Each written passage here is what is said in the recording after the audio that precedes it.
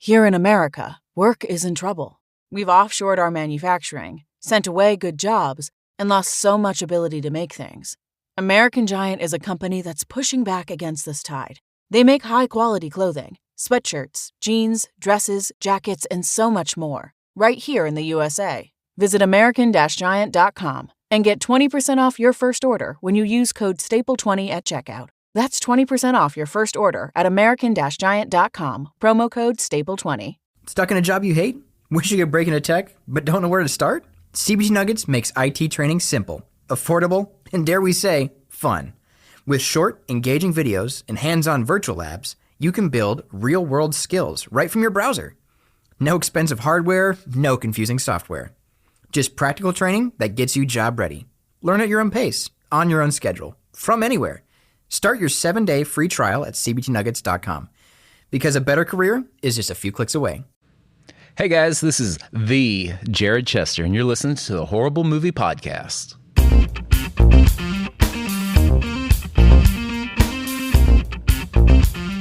Well, ladies and gentlemen, boys, and everyone else, welcome to the Horrible Movie Podcast, the Land of the Lost edition. We have two folks on this episode with me. We have producer Phil. Hello. Hello, sir. And we have Dr. Jared Chester. Dr. J. Now, you're a doctor of psychology or a doctor of style? I mean, technically, I'm a near doctor. You guys haven't passed your boards yet? Well, yeah, I'm still shy a few hours. Okay. But you're close? I'm close, actually, technically. I was close. Yeah. Technical doctor, folks. A specialist? What do you have? Okay, so educationally, I have a bachelor's in psychology, and I started a doctoral program that was a simultaneous master's and doctorate in clinical psychology, and then I stopped in the middle of that program and then finished up a whole completely other master's in school counseling. Okay, so you're close, though. I'm close. You're close to being a doctor. I have a lot of debt. Well, we all have debt. That's why we're here today to talk about. I'm just joking. We're not. This is not the financial show. Oh, so close. Horror Movie Podcast, and we are, coming to you on several great radio stations now. We're brought to you by, like we said before, Revolver Podcasts, great podcast network. Yeah. You can find us at One Horrible Movie on Twitter. You can find us on our Facebook. You can find our podcast everywhere great podcasts are available.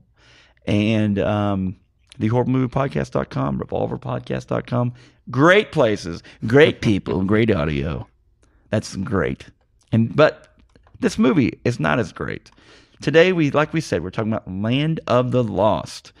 What do you know, Jared, about Land o' the Lost? I remember watching the TV reruns on TV Land. You said it was TV Land. Which TV Land, I'm sure Nickelodeon's TV Land. Yeah. Nick at Night. That's TV Land. Different. I don't know. I almost said Nick at Night, but then I wasn't Isn't it sure. different? I can't think remember it now. is. Nick at Night. Are they still on? Is there still television? TV? Or did Netflix and everything else just I watched eradicate this on that? the internet, so I don't know. If it's not on NBC, I'm not watching it. Well, everyone, if you've ever listened to this show, you know my love for NBC's delicious things that they put out, and it always makes me laugh. They always have the same promos. It's funny. Phil, your first interactions with Land of the Lost.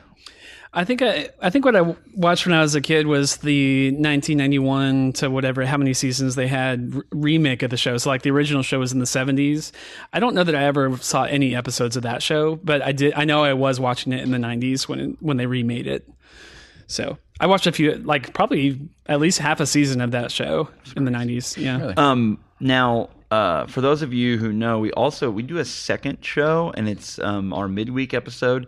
If you want to hear the theme to the show, obviously you can always go on YouTube and look it up. But friends, it's classic stuff. It is. Great banjo picking and great claymation, and the best they could do. And it's not really CGI. It was just the best they could do.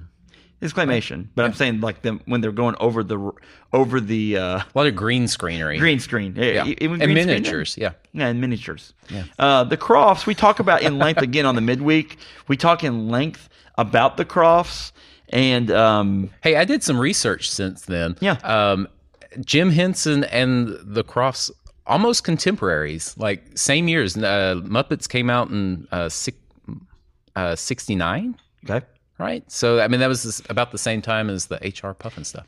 They weird. That's a competition there. I'm sure then a little. It's like Silicon Valley. There's a lot of competition, only in puppetry. So very good. Let's see. Let me think about the Will Ferrell connection here. Will Ferrell in this movie. Total Will Ferrell. Typical stuff. Yeah. Physical. Second Will Ferrell appearance on the Horrible Movie podcast. Can you name the other? What was the first one? Was. Well, he's been on two episodes. We did Zoolander. No, we didn't do the first Zoolander. Just the second Zoolander. Is that what you're thinking? Yeah. The first Zoolander is a great movie. We wouldn't. Yeah, have it's done fun. that. And there are aspects of this movie that are fun. We talked about that. Like it just didn't do really well. Man, it did really poorly in the theater.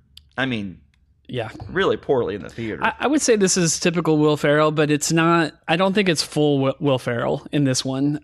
When I think of Will Ferrell in a movie, kind of doing him, it's Elf. You know, that kind of comedy, a lot of physical comedy, just him being just a doofus. Right. And he's pretty serious in this movie. He has some jokes to crack, but. They rely on the really goofball stuff. They rely on Danny McBride and Chaka. Yeah.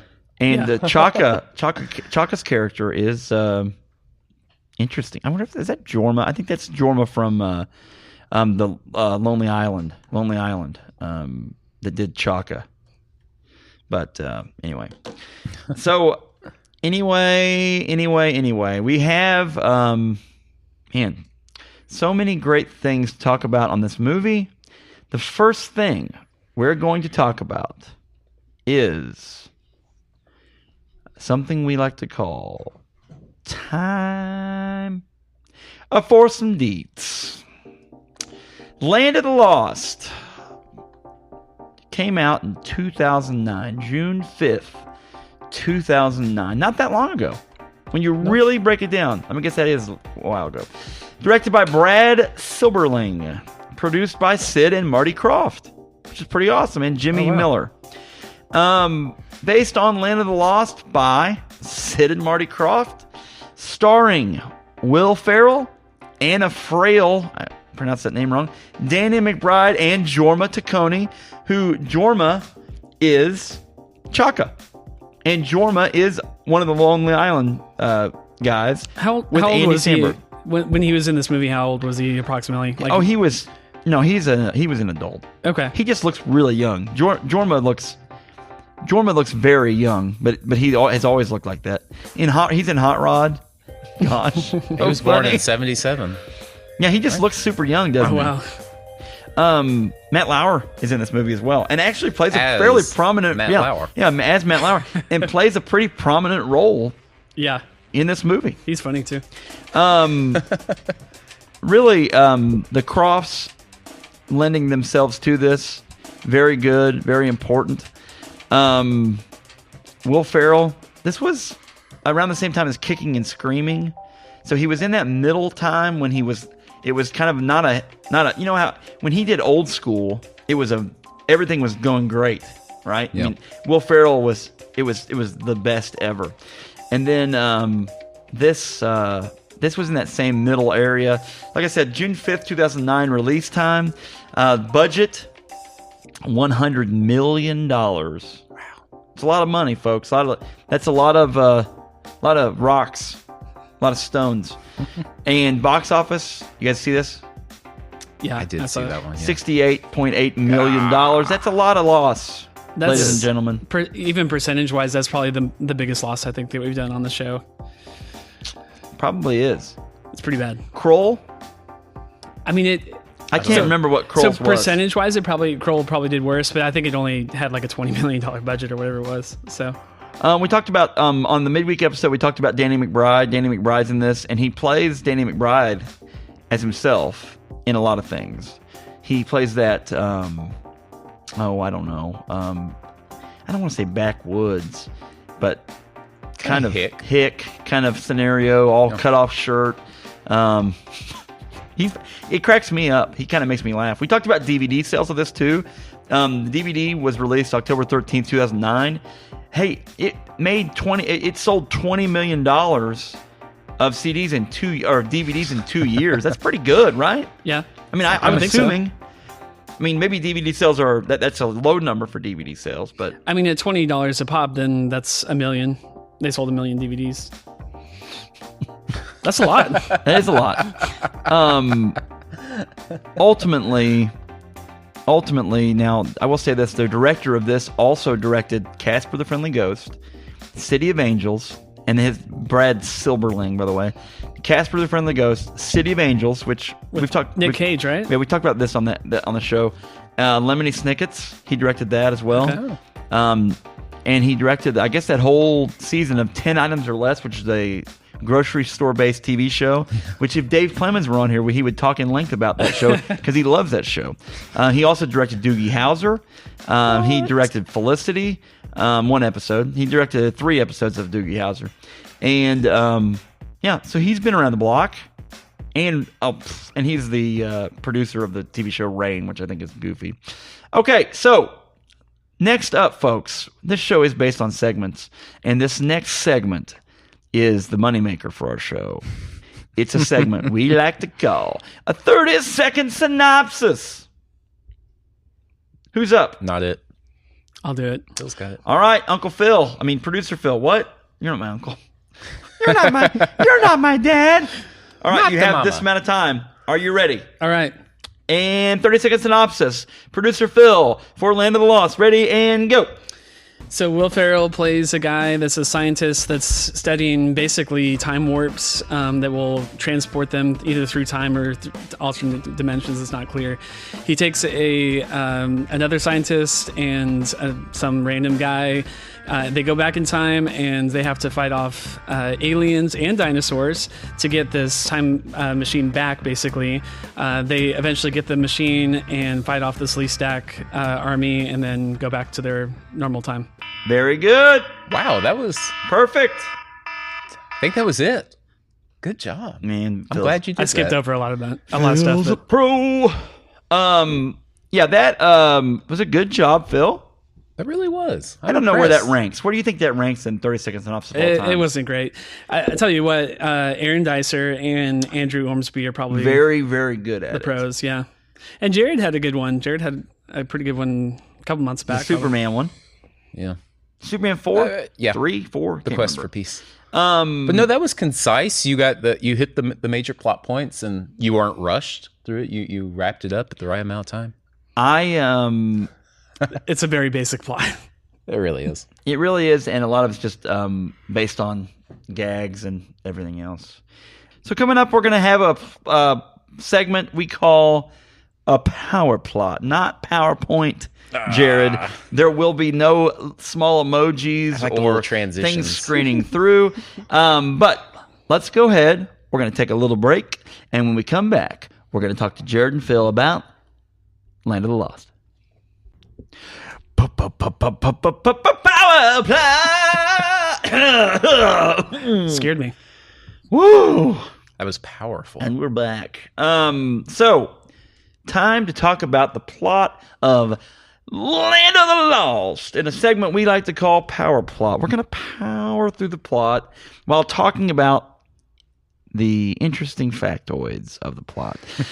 So here we have paleontologist Rick Marshall, Dr. Rick Marshall.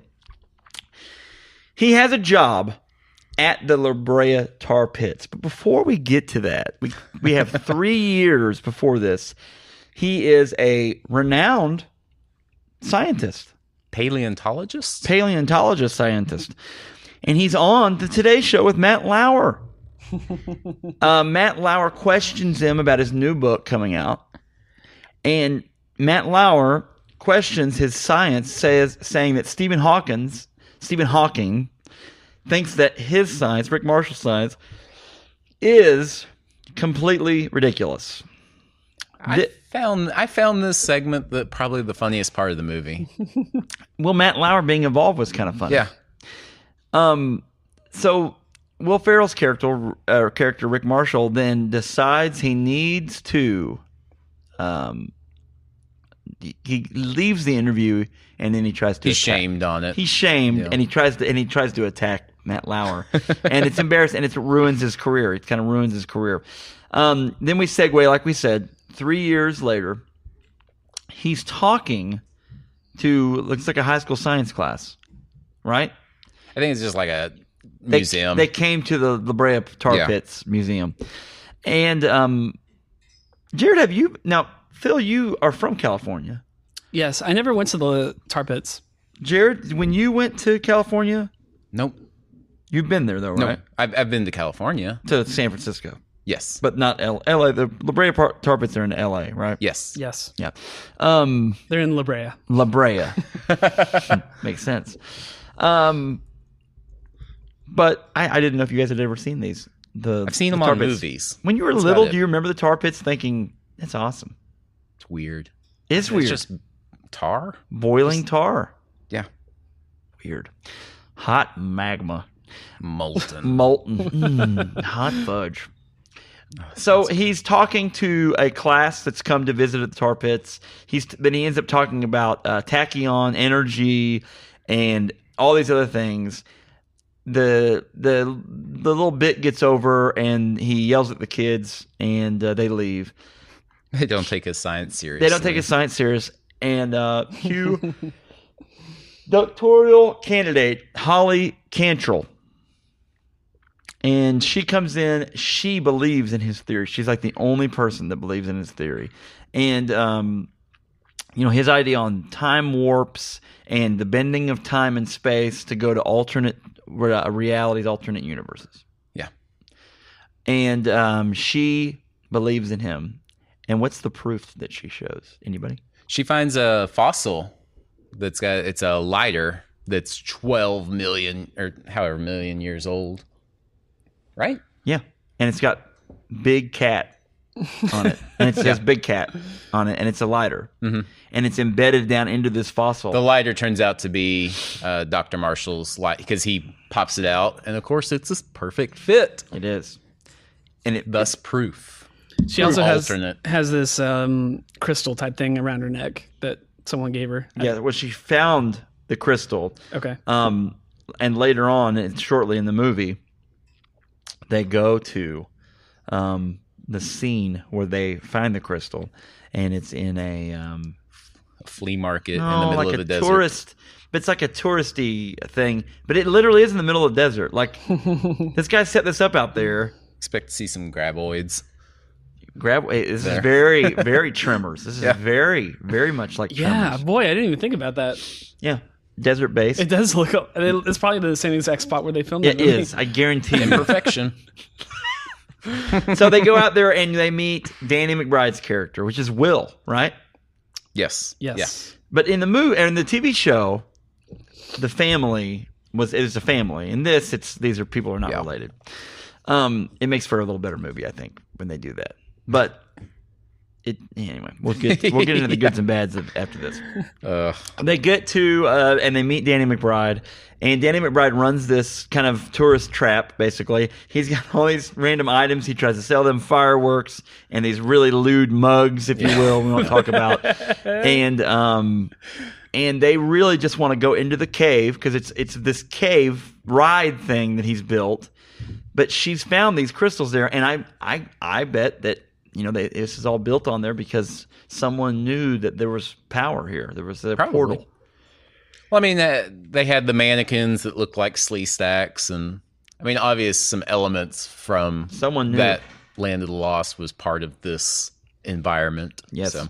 So he has created this backpack thing that it's like a half between a flux capacitor and a Ghostbusters Ecto. What's it called? Chamber? No, it's a blaster thing. It's I don't know. Neutrino blaster. I can't remember. Anyway, we're gonna think of it in a bit. Somebody will just say it out loud. And so he's built this thing, and it has. Oh, by the way, the theme of his music that he has on there are these show tunes. and those come in handy later on. He likes show tunes from a chorus line. Yeah, from a chorus line. They're remnants of the iPod hard drive. Did you guys ever have one of those iPods? That was like an original big iPod. Yeah, because I mean, they probably filmed this in 2007 or 8. Yeah. Right? In 2000, probably 7 or 8, yeah. And then that was the iPod at the time. Side note here, you see that iPad on there. I started watching Proton Pack projector. Proton Pack. I started watching Iron Fist on Netflix. I haven't got right far into it, but we'll talk about that later. He has a iPod just like that. It's kind of interesting. Anyway, sorry, I digress. Very much, I digress. Yeah, anyway, so they go into the tunnel, and Danny McBride takes them in the tunnel in his raft. Are you guys not wowed by my showmanship? He takes them into the tunnel, into the raft, and then they proceed to go through the little ride. What a tourist trap! Yeah, what a tourist trap! And he's like, "I'm really trying so hard. I put my cap on, and I'm floating through here. I'm just trying to add some showmanship to this, and you guys aren't buying into it." And so then he proceeds to, he turns on his tachyon pack thing, and the whole thing starts to shake. It's the worst earthquake ever, which is from the show, the greatest earthquake ever known. And it shakes their tiny raft, and then guess what happens? It plunges them down 1,000 feet below. Now this scene, I mean, they're ripping scenes from the opening credits of Land of the Lost. I mean, granted, a little bit better green screenery, but it really is. I mean, it's trying to be a direct ripoff of it, which is good. And so then they fall down and they end up in the desert, in this really bad desert-like area, surrounded by a Viking ship, random just memorabilia, a crashed airplane into the Viking ship, yep. A door that was ripped off. Later, you see this pool from a hotel pool, and so these space-time anomalies must be being ripped through time and landing in the Land of the Lost. There's an alien spaceship at one point. But permanently, right? Like, I mean, at one point it looked like the Golden Gate Bridge was in one of the scenes. I was like, which it's got to be from. This is a land in between that combines the future, the past, everything. Yeah. So okay. So it could those things could come from anywhere. And there's at one point just copied in. They're not like actually. No, I think they're actually coming in. They're ripped from time and space. They're ripped from time and space. So, but he's saying in the future, the Golden Gate Bridge is going to disappear. When Magneto pulls it up. That's true. From in X3. Yeah, X3. In X3. Okay. If Keith Moncrief is listening, the greatest movie ever, X3. It rips the the Golden Gate Bridge was ripped apparently in the future somewhere because it can't be in the past because we still have it. Yeah. Anyway, all these things are there. At one point, they're standing there and these dinosaurs start showing because this is a dinosaur-filled land. There are raptors. There's a T-Rex. At one point, the dinosaurs are waiting in that one spot because they know something's going to show up, and that ice cream truck shows up. Yeah. And the ice cream man it's feeding is time. in there. It's so really sad. Like I was like, oh. Anyway, and he gets obliterated. But I mean that's setting up one of the first antagonists is the T-Rex that Will Ferrell insults. Grumpy. His name is Grumpy in the Grumpy TV series. From the TV series. Okay, so to fast forward a little bit here, they start their journey, and they run into Chaka. Yeah, Chaka is the first creature they run into. Desert, yeah.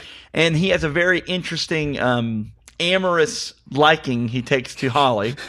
And it's kind of funny. It's played by Jorma from Lonely Island. He's also in Hot Rod if you've ever seen him. And very, very funny. And they run into him. Then they run into a T-Rex. Actually, Chaka's about ready to get sacrificed by his tribe, which is really funny. And they run into a T-Rex that's nicknamed Grumpy.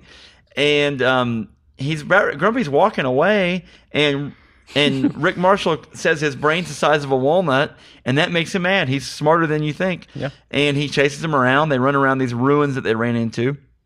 Mm-hmm. And they run into their first slee stacks. The slee stacks are then headed off by Enoch Enoch tells them about the evil Zarn.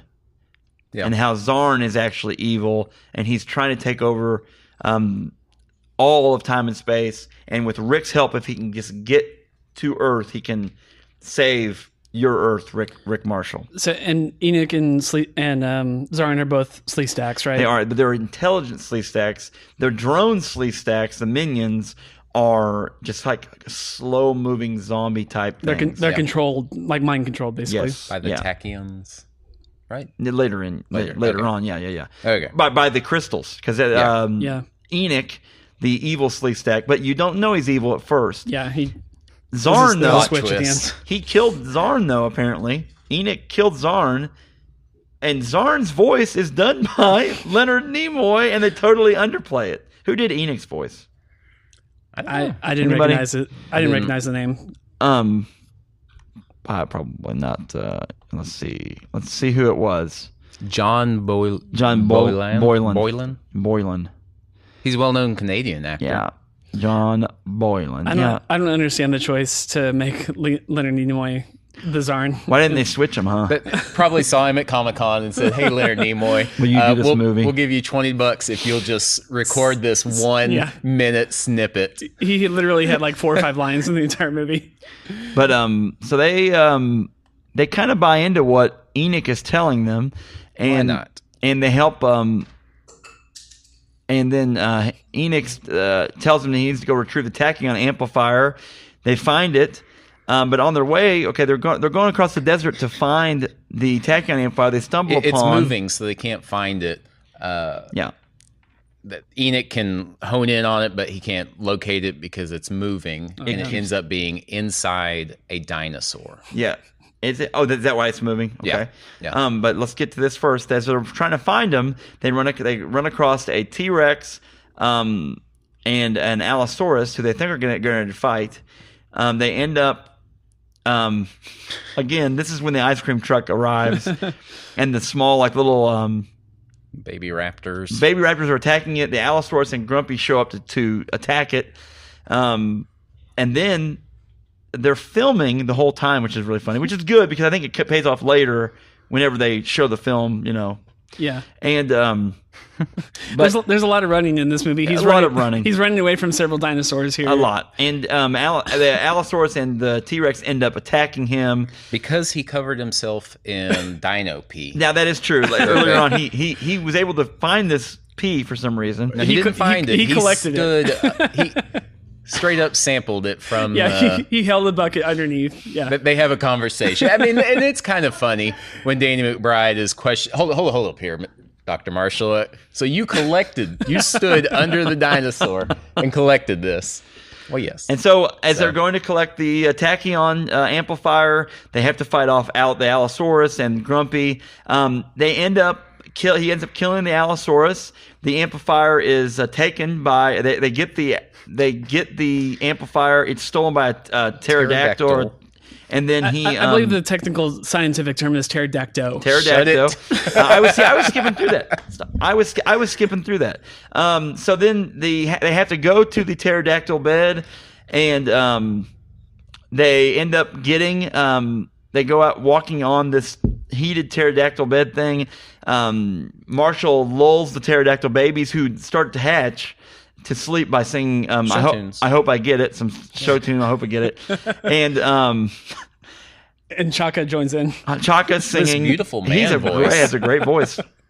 And so then weird. Holly takes a dinosaur egg, and then they find out, this is where they find out this recording that Zarn left, that he's actually the good one, and Enoch deceived all of them, and he's going to try to plan to invade Earth, to take over the Earth.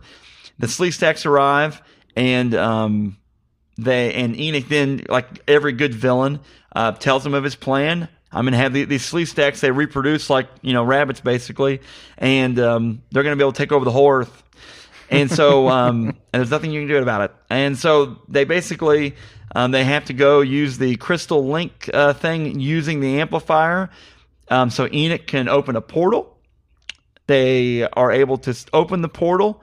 They have a big knockdown drag out with Enoch, and Then they fight. Luckily, Danny McBride gets the upper hand, locks Enoch in Does a switch around. that little Go, leave me. reverse chin lock, and he says, "Leave me here. I've been talking to Mapao Chaka, and Mapao Chaka here." What a weird ending. That's so funny though. Like that part is really funny in this movie. Mapao Chaka here is telling me how great this world is, and I can be like a king here. We'll be kings here, which is really funny. We'll be kings here.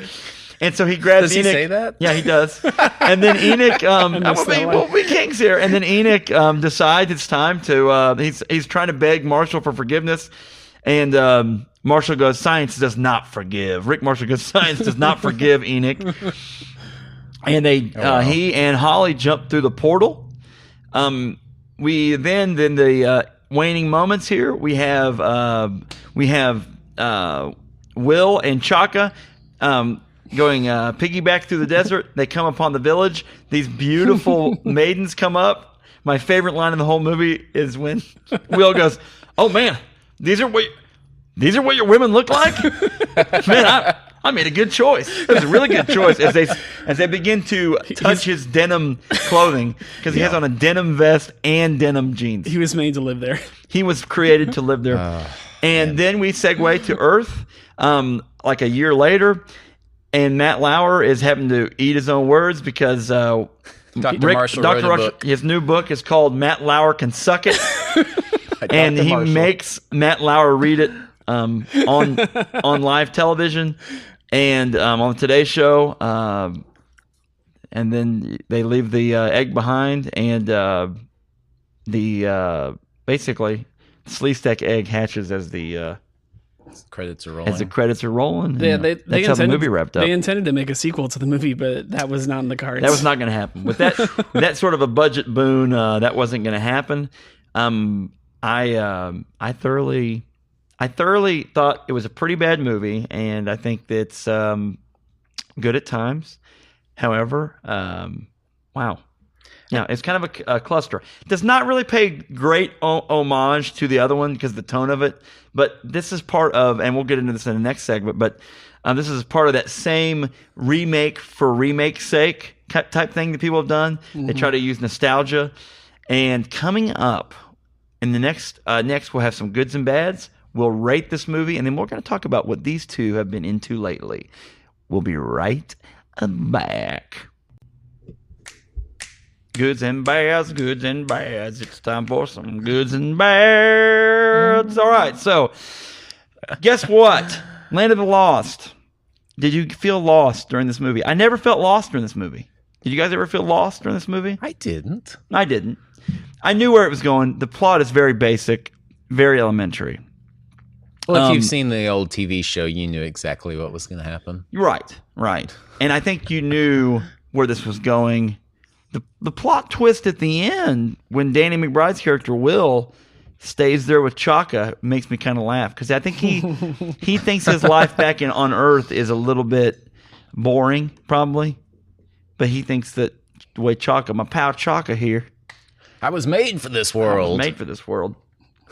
So, really, what's some goods? This is a segment called Goods and Bads. What? Okay. What are some goods, Jared?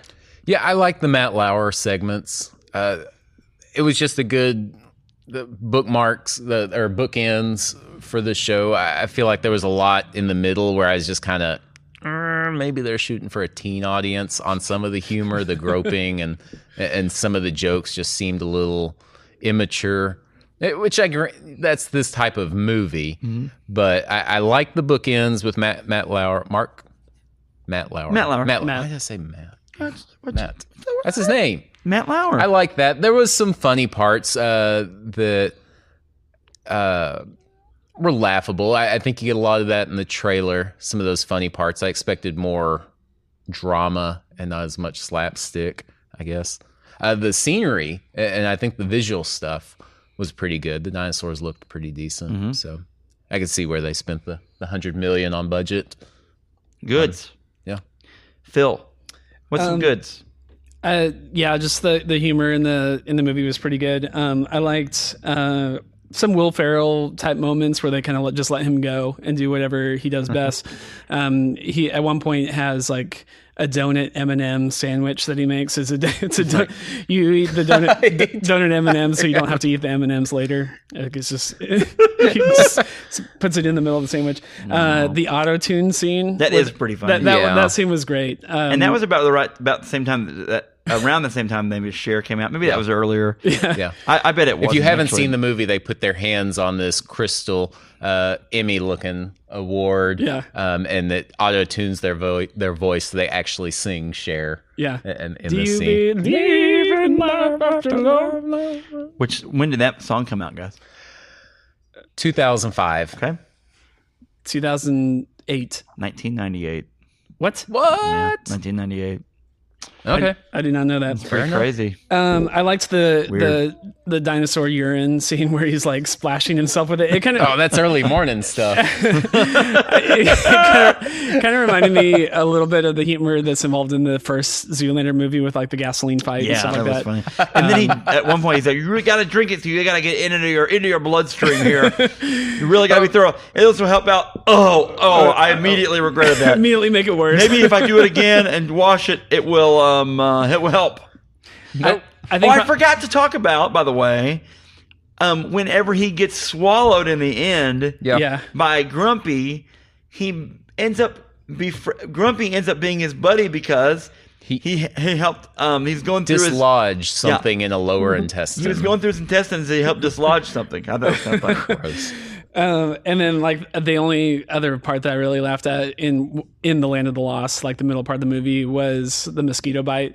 So he gets like this massive, like, couple foot long mosquito bites him on the back, and then there's this great reveal where he takes off his shirt and like turns towards that's so gross. turns his back towards the camera, and you see this like huge like big whelp on there. It's like an 18-inch diameter. And like you could see where the needle. So gross. Yeah. I did not like that scene. For me, though, the goods of this movie really were. I really do like Danny McBride. He's never going to win an Oscar, right? I mean, I got a feeling. No. I mean, maybe some point in his career he shaves I don't think his he'll head. be nominated. He'll play some art film. And art for art's sake. Take me serious, guys. Take me serious. But I liked him in it. Chaka grew on me a little bit because when I first saw this, I was like, Chaka. But the more you watch Chaka, he's just really silly. Will Ferrell doesn't overwhelm the movie with being Will Ferrell. No. No. I think he plays to the other characters pretty well, actually. He doesn't take over. Right. And then ultimately, I like the girl character. Holly wasn't anything overboard here. No. Have you guys seen her in anything else? No, she's like a British actor. I feel like she's been in mostly, at least her early stuff. I think is mostly overseas stuff. I didn't recognize most of the films. Right. When I looked at her filmography. I liked how it was like an alternate universe type scenario, and there was random things that just showed up on that planet, which was kind of fun. 3 moons, that was cool. And then I really Trinary system. Trinary. I'll say this, that honestly, the humor is really the only thing I liked about the movie. yeah, because the rest of it just not. It doesn't. It's not like it's a big front runner type. I mean, I guess maybe would you say this could be a cult classic type movie? Maybe. I don't know. Who's this movie for? Like, it's not for the people that grew up watching the film because they're in their 30s or 40s when the movie comes out, and it's nothing like the show at all. Like in the original show, it's a park ranger and his kids, right, that go back, and then they've changed literally every character in the movie, and You can't create that sexual tension if it's all your family. Yeah, that's a little weird. And I don't know, like I actually disagree. Like I didn't think the CGI effects were that great. Like I don't know that it's for a young audience or an old audience. I think there's a very small group of people that actually really enjoy this film. Right. And I think that you had to have known about the show a little bit to then, really appreciate it fully. There's one point where the dinosaur, the T-Rex, literally clips through Will Ferrell. Like it like clips like part of his head out. I felt like they were clearly acting in front of just a flat green screen or something like that. All of their reactions were kind of weird. Maybe for 2009 it was pretty good, but this movie came out after Iron Man, Lord of the Rings, and all of that. It came out of after a lot of movies that were really good. I was just thinking like the scenes in the desert with all of the stuff, and maybe that was set building, not CGI. Some of the smaller dinosaurs looked okay, but yeah, I don't know. It was certainly better than the 1970s CGI. I definitely think that the tone of this movie catches nothing of that original TV show. Now, I don't think they were. I mean, maybe when it came out, that TV show was really, really, really breaking ground with what it did with claymation, with what it did with puppet, maybe a little bit puppet stuff, the sleeve stack outfits. But it wasn't like that show was just unbelievably groundbreaking. But in the same vein, this movie doesn't even catch the tone of that movie. Yeah, that's actually... Or that TV show. That brings up one of my bads that I had written down was the original show was for kids. It was for children. Saturday morning TV show type of thing. You wake up on Saturday morning and watch the show.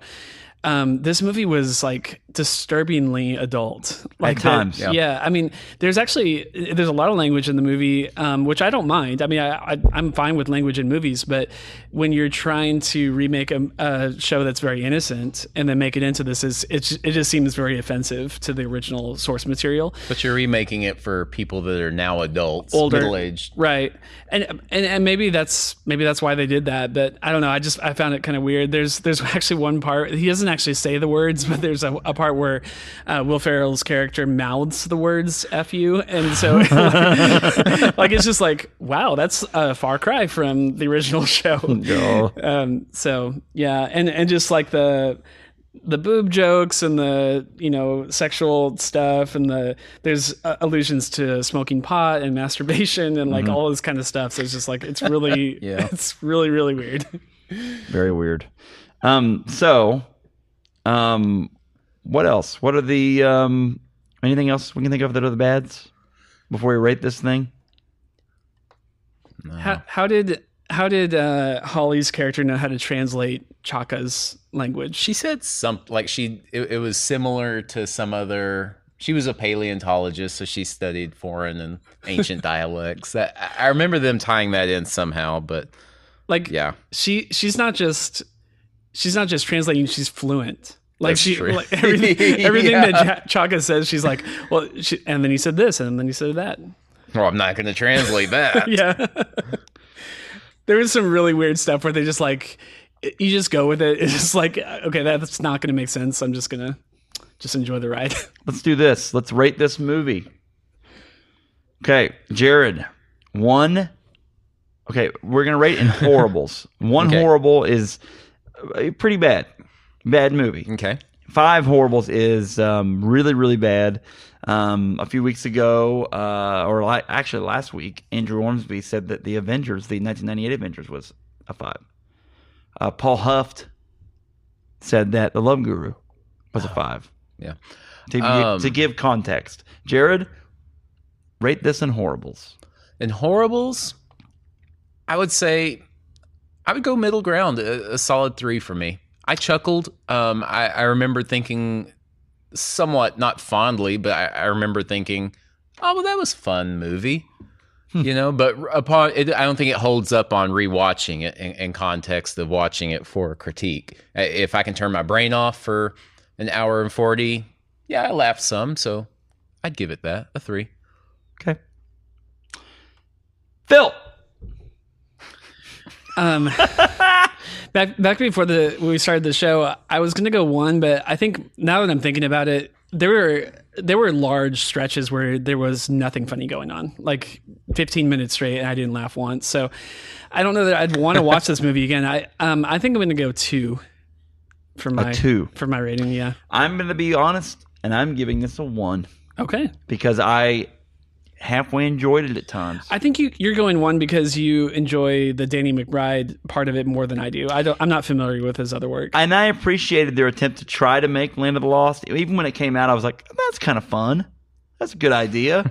And then they made it, and I was like, it had really nothing to do. They could have called this Land Before Time. Alternate Reality Town USA, and it would have been the same difference. But anyway, okay, so folks, finally we're to the point where we're going to ask, what have you been into lately?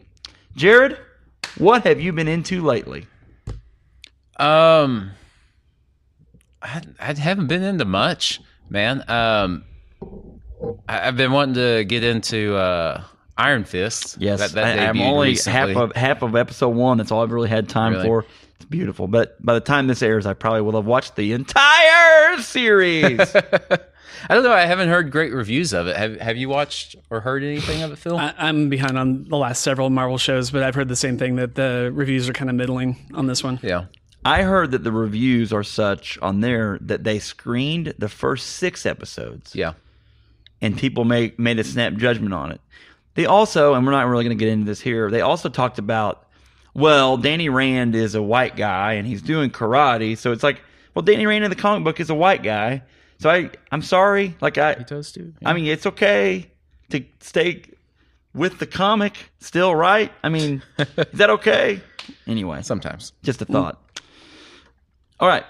What have you been into lately, Phil? So I have this book recommended to me actually by Jared and Laurie Chester and some others. I haven't read this book. Oh, I thought you had. I'm sorry. Nope.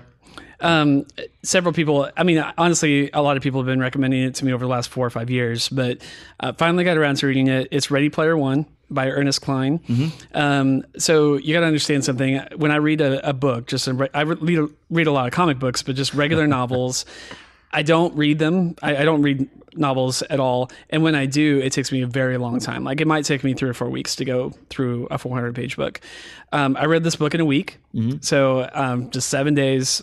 I couldn't put it down. It is fantastic. My elevator, like 15-second pitch for the book is, if you love 80s pop culture and video games, you absolutely owe it to yourself to read the book. Say the name one more time. Ready Player One. Okay. In a nutshell, it's basically about in the future, everyone exists to basically plug in to this virtual world. I think like a World of Warcraft or VR type world. And the real world is so terrible that they live their entire lives in a simulation. So, and there's a contest going on, and if you beat this game, then you get billions of dollars and stuff like that. So there's actually like a goal in mind with the book. But if I've said anything that even sounds slightly interesting to you, you will absolutely love it. That's awesome. Yeah, it's That's really, cool. really good. They're coming out with a movie. Yes, right? yes, and that's another reason to read it. That's why it's gained popularity. Yeah, it's awesome. And that's one of the big reasons I wanted to read it, because I wanted to read it before the movie came out. But yeah, it's definitely it's at least in my top 5 books of all time. Really? So yeah, it's great. Check it out. Okay, well, I have been really into Legion, the TV show Legion. You guys seen I've heard this? good things of it. It's a DC property, right? Or it's a Marvel property. Marvel, okay. That's right. I don't want to give away any spoilers on it's this. Xavier's son. Oh, well, you just did it. Well, that's not a spoiler. Well, it kind of is. But On this show, it is, and now I know it already.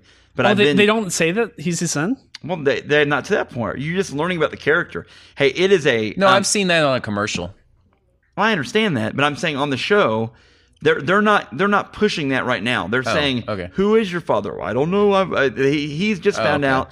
Where they're at on the show right now, spoiler alert, is that they're finding out he's adopted. He's found out he's adopted.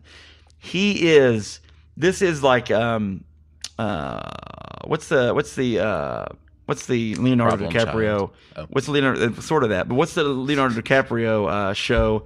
Growing Pains. No, my Wolf of Wall that's Street. not helping. Titanic. No, the Crazy Show.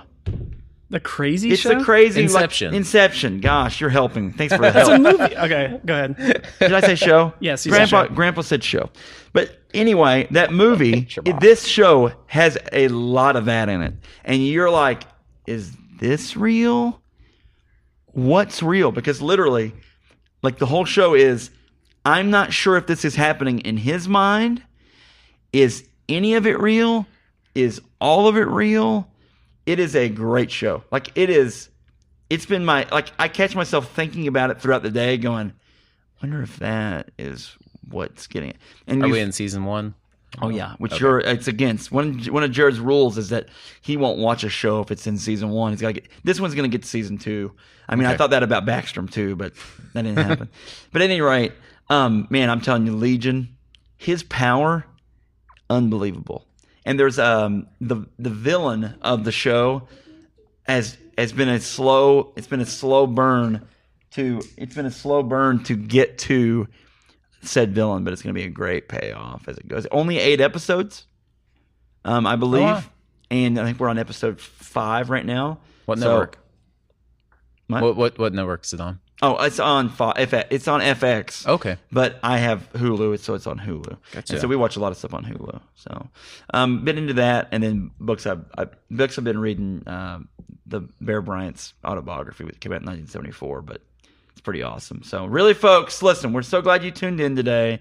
You are a great audience. Thanks for downloading, or just thanks for listening while you're driving in your car on the way you're going to wherever. And you are awesome. Thank you so much, guys. Say bye. Hey, see ya. Thank you so much. Reach for the stars. Follow your dreams. And remember, just because it's from Hollywood doesn't mean it isn't horrible. Thanks, and we'll see you soon. Bye-bye. The Horrible Movie Podcast is powered by RevolverPodcast.com and Orange Tie Web Design Marketing and Branding.